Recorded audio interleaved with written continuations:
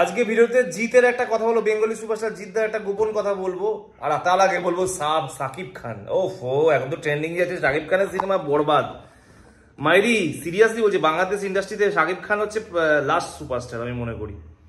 ক্যালমা আছে ভাই লোকটার। বাংলাদেশে যেখানে সিনেমা হল প্রায় বন্ধ, সেই মার্কেটে 26 কোটি টাকার বেশি কামিয়েছে এক সপ্তাহে সাকিব খানের সিনেমা বরবাদ। মানে কি লুক দিয়েছে সাকিব খান, মানে তোমরা ভাবতে পারছো। আর তার আগে তোমাদের দেখা নিচ্ছি এখানে হল লিস্ট গুলো দেখে নাও। এই দেখো,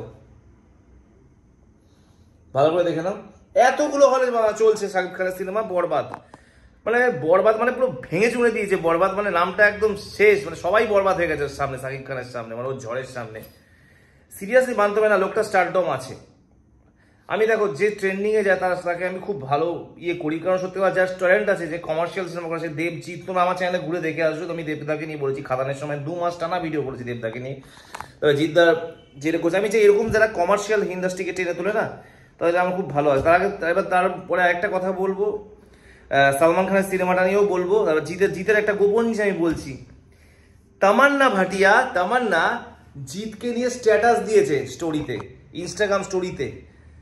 ভাই এটা মানতে হবে যে জিতের ক্ষমতা আছে। অল ওভার ইন্ডিয়াতে এখন জিতদা ট্রেন্ডিং এ, বলিউডের লোকরা জিতকে নিয়ে রীতিমতো চর্চা করছে। যে জিতকে কতটাকে হেও করতো বাংলার কিছু বুদ্ধিজীবীরা, হয়ে দেখাস তার মতো, জিতের পায়ের যোগ্য হয়ে দেখাস যারা হেও করতো। লোকটা পুরো একের পর এক হিট দিয়ে যাচ্ছে দেবের পর থেকে। আর আরেকটা কথা, জিতের যেই সিনেমাগুলো নেটফ্লিক্সে এবার রিলিজ করবে, রিলিজ করার সাথে সাথে একদম মিলিয়ন মিলিয়ন ভিউজ চলে যাবে, কারণ জিত এখন এতটাই ট্রেন্ডিং অল ওভার ইন্ডিয়াতে। হিন্দি ভাষায় ডাবিং করে নেটফ্লিক্সে রিলিজ করবে। নেটফ্লিক্সের মতো অ্যাপে ট্রেন্ডিংয়ে থাকা কিন্তু চারটেখানি কথা না, সেটা কিন্তু বেঙ্গল সুপারস্টার জিতদা করে দেখিয়েছে কিন্তু। আর তার আগে আমি একটা কথা লাস্টে বলবো সালমান খানের সিনেমা সিকান্দার নিয়ে। সত্যি সালমান খান খুব একটা জঘন্য সিনেমা করলো, যেখানে বাংলার সুপারস্টার কাঁপাচ্ছে হল, সেখানে সালমান খানের মতো একটা এত বড় সুপারস্টার, তার নাকি মার্কেটের এই অবস্থা। হ্যাঁ কামিয়েছে 200 কোটি টাকা, অবশ্যই কামিয়েছে 200 কোটি টাকা মার্কেটে কামিয়েছে, কিন্তু ব্যাপারটা হচ্ছে সিনেমাটা সেভাবে জমা দেবে না। গল্পটা একদম মেন সালমান খানের মেন সমস্যা কি জানো? স্টোরি লাইন একদম বাজে করে, এত বাজে স্টোরি লাইন, ও স্টোরিটাই চুজ করতে পারে না ভাই। আপনি স্যার आप स्टोरी अच्छा चूज कीजिए ना, अच्छा सा एक स्टोरी चूज कीजिए। आप जो स्टोरी में काम करते हैं ना, एकदम घटिया टाइप का स्टोरी आप चूज करते हैं सलमान खान सर। आप स्टोरी ठीक ठाक चूज कीजिए, आपका मूवी लोग देखने जाएंगे, नहीं तो आप खो जाएंगे, एकदम खो जाएंगे। कोई आपको नहीं पूछेगा एक साल बाद, अगर ऐसे सब फिल्म आपका फ्लॉप हो जाए तो अक्षय कुमार की तरह आपका हाल होगा।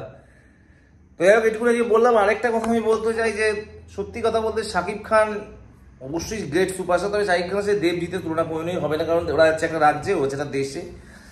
তবে হ্যাঁ সাকিব খানের কালমাজ, যেখানে বাংলাদেশ সিনেমা ইন্ডাস্ট্রিতে সিনেমা চলে না, বাংলাদেশের এখন অর্থনৈতিক অবস্থা অনেকটাই খারাপ যাচ্ছে, এদের হাসিনা সরকার বদলেছে, অনেক সমস্যার মধ্যে, সেই জায়গায় দাঁড়িয়ে সাকিব খান এত কোটি টাকার বিজনেস, 27 কোটি টাকা, মানে এটা যদি ঠিকঠাক থাকতো না বাংলাদেশের, সাকিব খানের কালেকশন হতো কমসে কম 60 থেকে 70 কোটি টাকা কালেকশন করতো এই সিনেমাটা টোটাল ওভার। এটা এবং যেভাবে এগোচ্ছে আমি বলছি গ্রস কালেকশন অল ওভারে 50 করোড় প্লাস হয়ে যাবে। এতগুলো হলে চলছে, তোমরা তো দেখতেই পারছো। মানে সত্যি লোকটা আলাদা লেভেলের জায়গা করে নিয়েছে, সত্যি জাস্ট ক্ষমতা আছে। তবে সালমান খানকে সিনেমা চুজ করা, জিতের জায়গা অনেকে প্রসিদ্ধ ভাই, প্রসিদ্ধের কোনো ক্যালমা নেই ভাই। জিতের জন্য রয়্যাল এই বেঙ্গল চ্যাপ্টার চলেছে।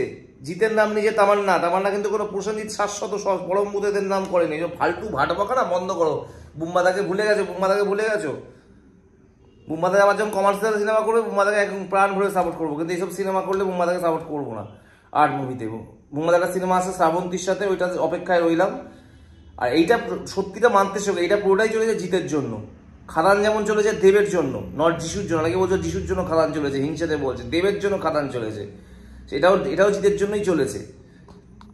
সবাই জানে বেঙ্গল চ্যাপ্টার মানে জিত, কেউ অন্য কারোর নাম জানেই না, অর্ধেক যারা দেখেনি জিতের নামই জানে। যাই হোক, নীরাজ পান্ডের স্টোরি হিট তো করবেই, তারপর জিত দ্য ক্যালমা, জিত এখন অল ওভার ইন্ডিয়াতে সুপারস্টার।